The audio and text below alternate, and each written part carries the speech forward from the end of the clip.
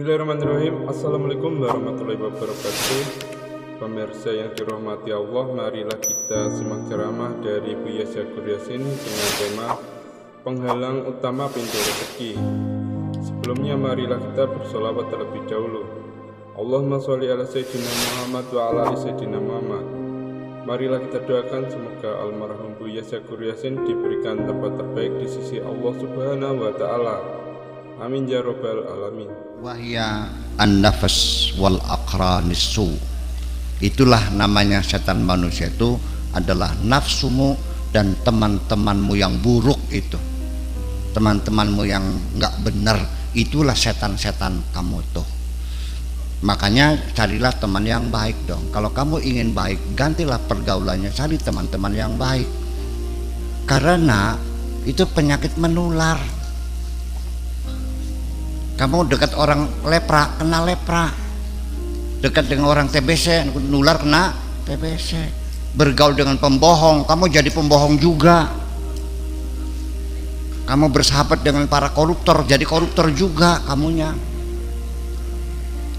Bersahabat dengan orang yang suka melacur, kamunya juga akan suka melacur juga. Itu penyakit menular, cun namanya, ngecun jadi satu cun, nyamber gitu gelombangnya. Jadi belajar, cari benar. Kalau pergaulan kamu masih itu juga, ya sama aja bohong namanya. Gitu. Istaghits billah, mintalah tolong kepada Allah. Kalau dalam perjuangan kamu itu melawan nafsu, melawan setan, hampir-hampir kalah, diduga saya ini bakal kalah karena lutut sudah bergetar, ya kan? Nafsu syahwat sudah merasuk, ya. Sudah mau dituntun oleh perempuan tadi masuk kamar. Segeralah panggil Tuhanmu, tolong Tuhanku, panggil Tuhanmu. Jangan malu. Paham? Iya.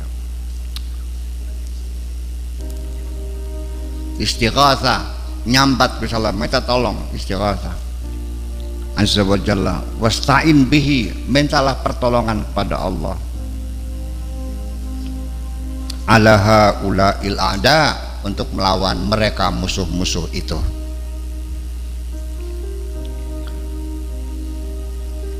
Fa innahu yughithuka, Tuhanmu akan menolongmu. Jangan segan, jangan malu, segera menjeritlah, panggillah Tuhanmu. Ya Allah, tolonglah hambamu ini.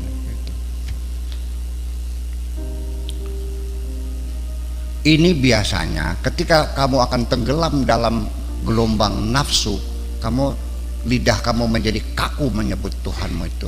Tapi kamu ditenggelam di tengah lautan, dilepaskan ombak, baru mulutmu bisa memanggil Allah.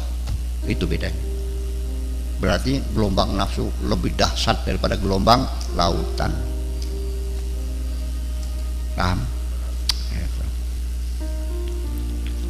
Fa idza wajadtahu wa ra'aita ma 'indahu wa hadita bihi, kalau sudah kamu dapatkan pertolongan Allah dan kamu lihat sendiri, ya, dan engkau mendapat bantuan Allah, wahdahu irja ila man 'indahu ila al-'ayad, kembali lagi. Sudah, kalau sudah kamu menang, kamu menjadi pemenang, ya, coba ajaklah sanak saudara wal khalaq dan teman-teman semuanya, wa khudhum, ajaklah mereka ilahi, kepada Allah. Orang kalau bertobat itu cirinya ngajak-ngajak orang lain. Nggak mungkin orang tobat sendirian, selamat dewek ilangka, kecuali duit. Kalau duitnya pengen sendirian, kira-kira orang jangan ada yang tahu kan. Iya, kalau orang bertobat itu cirinya dia juga mengajak-ngajak orang lain. Dia cerita, saya dulu terjerumus, saya selamat, baru sekarang saya bisa makan lahap, bisa tidur lelap, badan saya sehat, rezeki saya lancar. Udah tinggalkan itu, yuk balik kampung maning bayu, kagian itu kok. Ya. Qul lahum utuni bi ahlikum ajmain. Itulah kata Yusuf mengatakan kepada saudara-saudaranya, kepada Benyamin, panggillah saudara-saudara semua, suruh kesini semuanya. Yang dulu pernah membuang Yusuf, ya, ke dalam sumur yang dalam itu, setelah dia jadi pejabat dipanggil saudara-saudaranya. Begitu, paham? Kalau kamu bertobat tapi dendam, bohong berarti itu. Iya. Yusuf alaihissalam lama dhafara bil maliki wal mulk, ketika dia sudah punya jabatan, punya kekayaan, qala li ahlihi, berkata kepada saudara-saudaranya, utuni bi ahlikum ajma'in, bawa saudara-saudaramu semuanya, bawa semuanya. Gitu.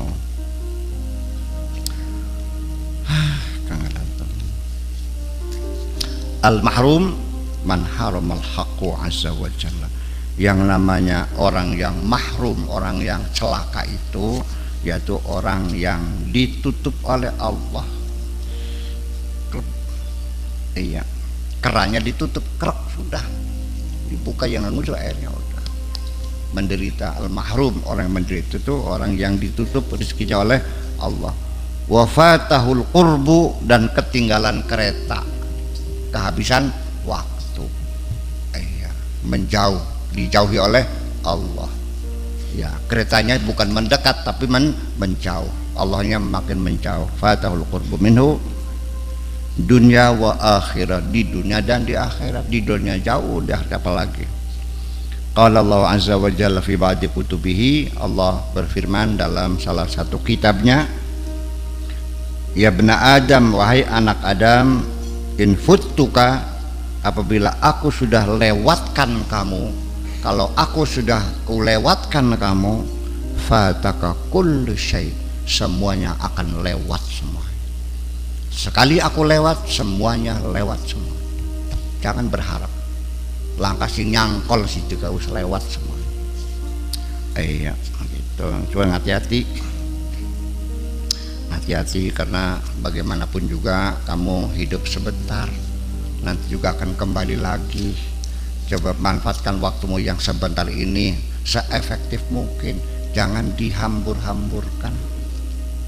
Cari kesibukan yang bermanfaat, yang bisa menambah rezeki, yang bisa menolong orang, yang bisa menambah sehat, menambah bahagia, yang produktif lah. Dengan kesibukan itu jiwamu lebih tenang daripada kamu nganggur. Paham? Sebab pikiran-pikiran kotor ini masuknya ketika kamu nganggur, gak ada kerjaan, namanya kurang kerjaan. Orang kalau kurang kerjaan pikirannya ngaco, idenya macam-macam, yang buruk-buruk idenya. Itu. Kaifa la yafutukal haqqu azza wa jalla wa anta mu'ridun anhu. Bagaimana Allah tidak melewatkan kamu sedangkan kamu selalu berpaling dari Allah. Teka maning melengos maning sirane. Disapa orang nyauti, diparake ditinggal lunga ya wis. Ditegur, disangkal lagi, selalu menyangkal terus. Jadi mu'ridun itu bukan melengos muka kamu berpaling saja, tapi juga penyangkalan-penyangkalan di dalam hatimu terhadap teguran-teguran Allah. Munculnya masa iya, apa mana mungkin, ya Allah ya Rabbi. Itu satu. Wa anil mu'minina min ibadihi, termasuk engkau menyangkal orang-orang mukmin, kekasih-kekasih Allah, para aulia, para solihin juga kamu menyangkal. Boro-boro nurut, tambah ngecek siraki barangnya mah madani je baru beli siraku. Tapi kalau wali dalban kamu sanjung-sanjung, yang aslinya kamu hinakan. Ini kenyataan sehari-hari, punten saya mah.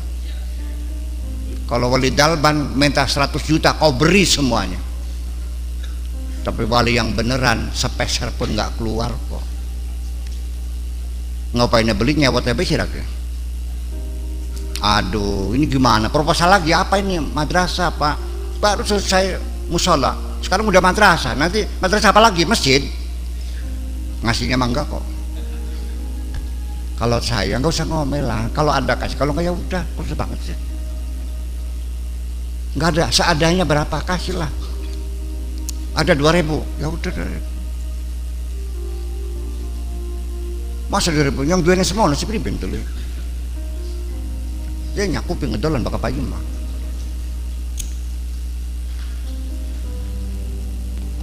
Itu sehari-hari penyangkalan malah terbalik-balik. Ya kenapa? Karena kamu juga sendiri juga mengukur orang baik itu sebetulnya standarnya adalah dirimu sendiri. Saya enggak. Menurut pikiranmu tidak mungkin ya orang bener. Masa orang bener kere? Masa wali melarat?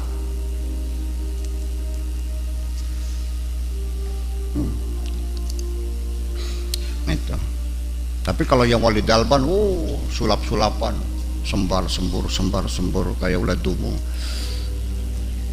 kayak saya nih kan. Iya, wali dalban. Ya,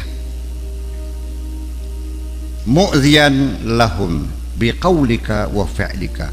Kamu sering menyakiti orang-orang kekasih Allah dengan perkataanmu, dengan perbuatanmu. Saya tahu kamu sering menyakiti kekasih Allah, mengabaikan mereka. Orang reken siraku.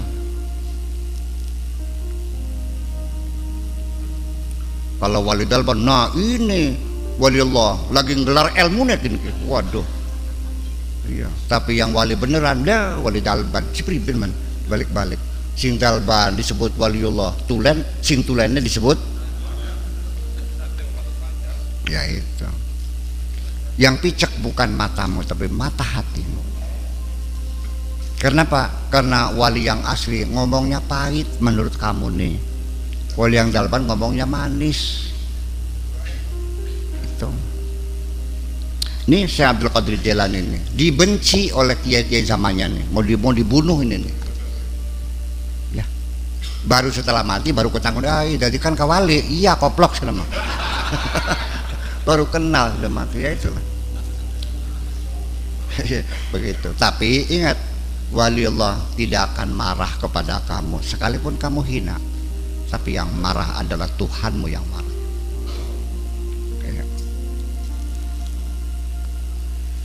Ya, mungkin kamu tidak marah, tapi ketika kekasihmu yang kau hina, kamu bisa marah. Betul nggak? Saya mungkin nggak bisa marah, tapi kalau yang ditaboki anak saya tak tabot manis lagi. Lihat kan begitu bisa terjadi. Lah ya iya, kurang ajar. Anak kesayanganku ditabokin sih gimana? Itu ya mu'ridan anhum bidahirika wa batinika. Engkau berpaling, engkau menghina mereka baik zahir maupun batin. Sengit ya sampai tekang hati silakan. Dalam waliullah kayak beli seneng kah? Begini, ketika engkau menyakiti seorang wali Allah, kalau dihukum dengan musibah, mobil tabrakan, rumah kebakar masih untung. Kalau dihukumnya secara batin, disesatkan kamu menjadi penjahat, bisa enggak? Lebih ngenes lagi. Beli burung bener akhirnya ya.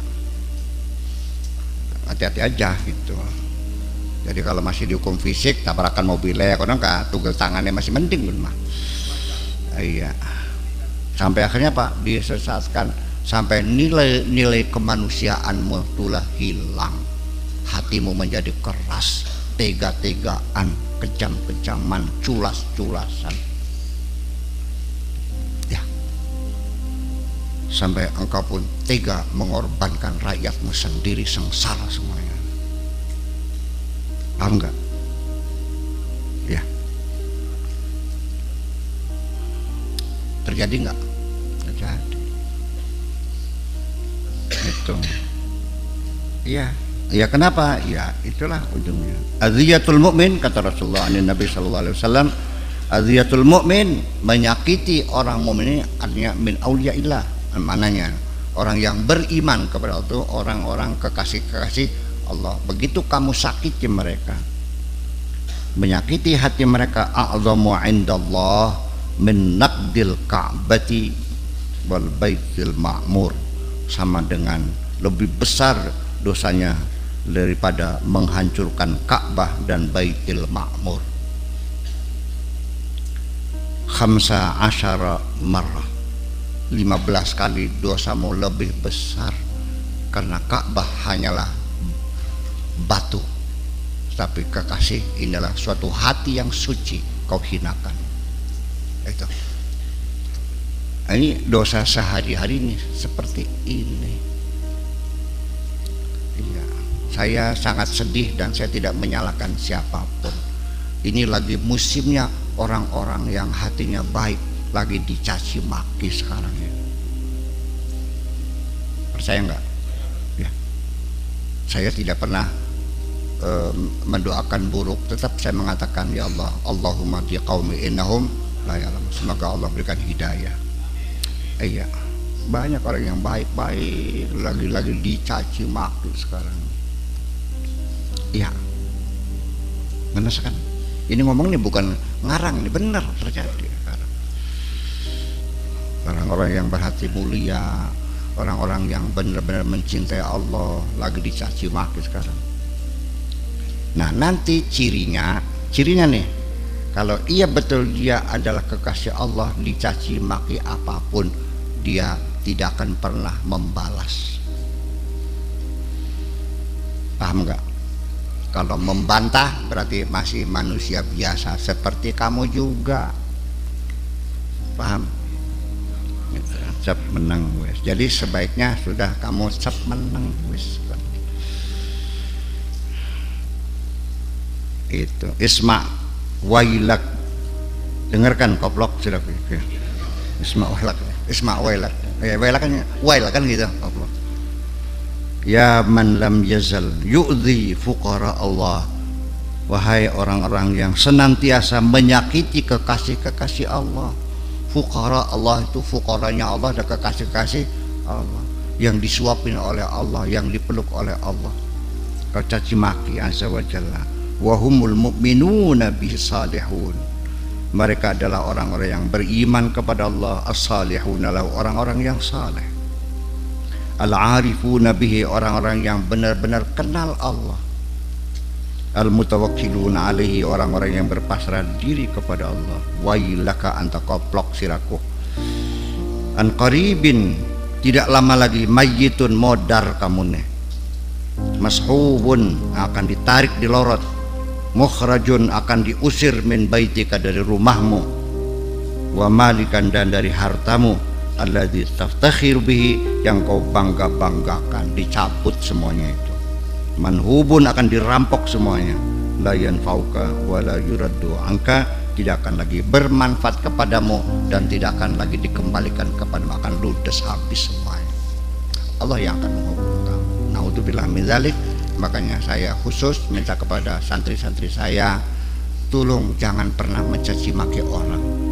Barangkali dia itu waliullah, sudah husnudzon saja ya sudah, dan nggak usah membantah apapun.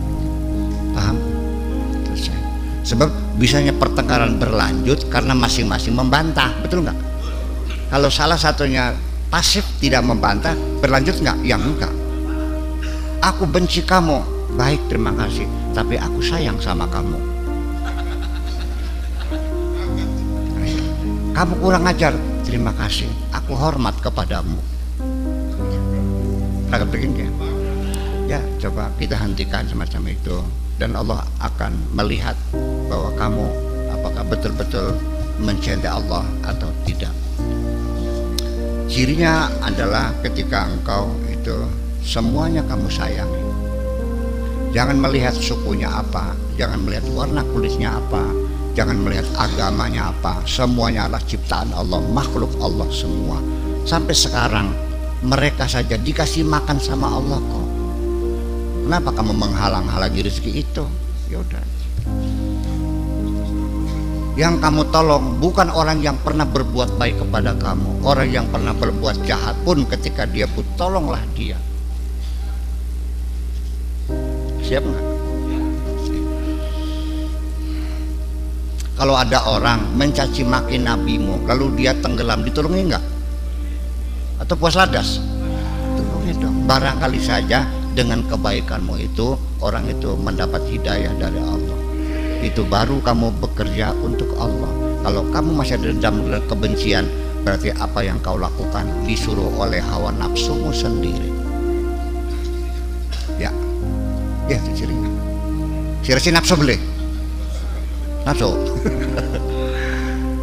Ya, itulah kira-kira bahwa kita masih dievaluasi lagi. Tolong titip jangan bertengkar dengan siapapun. Udah ngalah saja, masih mending lapor sama Allah. Tapi jangan mendoakan yang nggak bener ya. Allah berilah mereka hidayah. Ampunilah mereka karena aku sudah memaafkan. Fa'fu anhum wastaghfir lahum wasyawirhum fil amri. Diajak bicara lagi, diajak dialog lagi, diajak ngobrol lagi, nggak ada urusan, sudah selesai. Yang dulu sudah selesai, sudah saya maafkan dan sudah saya ampuni. Minta ampunan kepada Allah, lalu kita ajak lagi, yuk kita musyawarah lagi. Wasyawirhum fil amri. Betapa indahnya hidup ini kalau di dunia ada makhluk-makhluk seperti itu. Kadang-kadang nggak perlu banyak ya, pada asal sedesa satu aja itu bisa menyinari seorang sedesa kok.